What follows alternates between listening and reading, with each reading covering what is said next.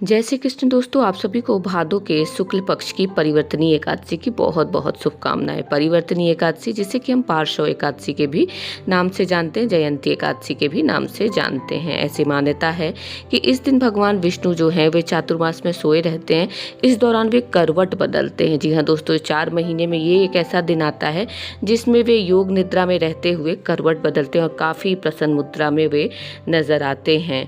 तो इस दिन भगवान विष्णु के वामन अवतार की पूजा की जाती है, साथ ही माता लक्ष्मी की भी पूजा की जाती है। तो आज के वीडियो में हम जानेंगे कि भगवान श्री विष्णु का किस प्रकार से परिवर्तनीय एकादशी पर हम पूजा करें। तो देखिए, सर्वप्रथम जिस भी स्थान पर पूजा करें उस स्थान को स्वच्छ कर लीजिए। इस प्रकार से पीला या लाल कपड़ा बिछा लीजिए। देखिए, इस पूजा को आप अपने मंदिर गृह में भी कर सकते हैं और इस प्रकार से चौकी लगा करके भी कर सकते हैं। तो यहाँ पे पुष्प का आसन दे दीजिए। उसके बाद भगवान श्री विष्णु के फोटो या उनकी छवि को विराजित कर दीजिए। साथ में गणपति भगवान को भी विराजित कर दीजिए, क्योंकि बिना उनके कोई भी पूजा अधूरी ही रहती है। उसके बाद हम कलश में जल भर कर के भी रख देंगे।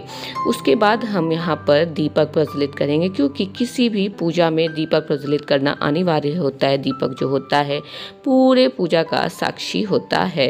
तो यहाँ पर हम दीपक प्रज्वलित कर दिए हैं।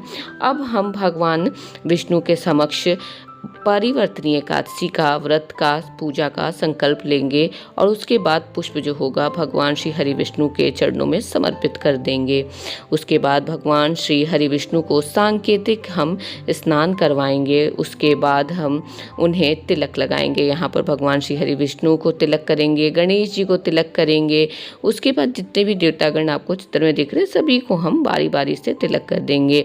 भगवान श्री हरि विष्णु को चंदन का और हल्दी का तिलक बहुत ही पसंद आता है। यहाँ पर भगवान श्री गणेश को हम वस्त्र स्वरूप कलावा समर्पित करेंगे। उसके बाद हम उन्हें जनेऊ समर्पित करेंगे। उसके बाद भगवान श्री हरि विष्णु को यहाँ पर हम वस्त्र स्वरूप कलावा समर्पित करेंगे। उसके बाद हम उन्हें जनेऊ भी समर्पित करेंगे। अगर आप चाहें तो पीला कपड़ा भी इस दिन, धोती, गमछा, कुछ भी भगवान श्री हरि विष्णु को समर्पित कर सकते हैं। उसके बाद हम पुष्प समर्पित करेंगे। उसके बाद भगवान गणेश का अति प्रिय दुर्वा समर्पित करेंगे, जिससे कि वे बहुत ही प्रसन्न होते हैं। इसलिए दुर्वा जरूर से गणेश जी को समर्पित किया कीजिए। उसके बाद भगवान श्री हरि विष्णु को तुलसी पत्र हम समर्पित करेंगे। मात्र एक तुलसी पत्र से ही भगवान श्री हरि विष्णु जो होते हैं वो प्रसन्न हो जाते हैं। उसके बाद हम उन्हें पुष्प समर्पित करेंगे। पुष्प समर्पित करने के पश्चात हम भगवान से हरि विष्णु को और गणेश भगवान को यहाँ पर इत्र लगा देंगे। इत्र की खुशबू से जो देवतागण होते हैं वो बहुत जल्दी ही रीझ जाते हैं, इसलिए कोशिश करिए कि पूजा में ज़रूर से इत्र शामिल करें। यहाँ पर हम गणेश जी को अलग से प्रसाद भोग जो होगा वो समर्पित करेंगे और भगवान श्री हरि विष्णु को अलग से, क्योंकि उनके भोग में हम तुलसी पत्र को आवश्यक रूप से शामिल करते हैं, तो उन्हें हम तुलसी पत्र डाल करके अलग से भोग समर्पित कर देंगे। उसके बाद हम धूप दिखाएंगे। धूप अनिवार्य होता है। देखिए, आप भी धूप दिखाया करिए।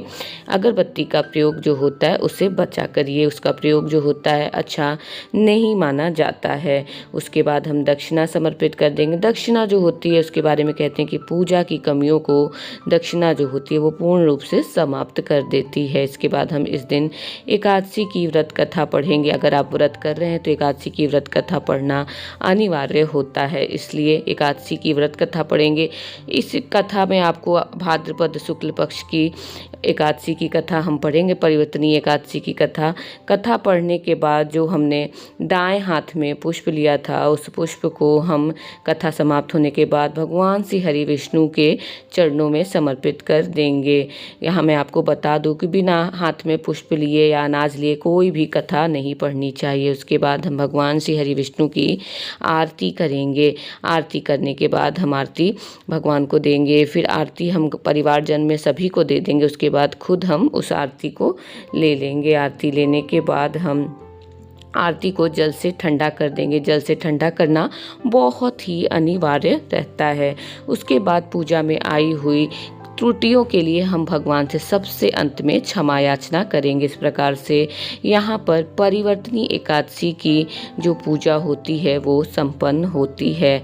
आशा करती हूँ आपको मेरा ये वीडियो पसंद आया होगा। अगर मेरा ये वीडियो आपको पसंद आया होगा तो प्लीज़ दोस्तों मेरे चैनल को लाइक करिए, सब्सक्राइब करिए, ताकि आपको मेरे सारे वीडियो जो मैं अपलोड करूँ वो नोटिफिकेशन के थ्रू मिल सके। जय श्री कृष्ण। आप सभी को परिवर्तनीय एकादशी की एक बार फिर से बहुत बहुत शुभकामनाएं।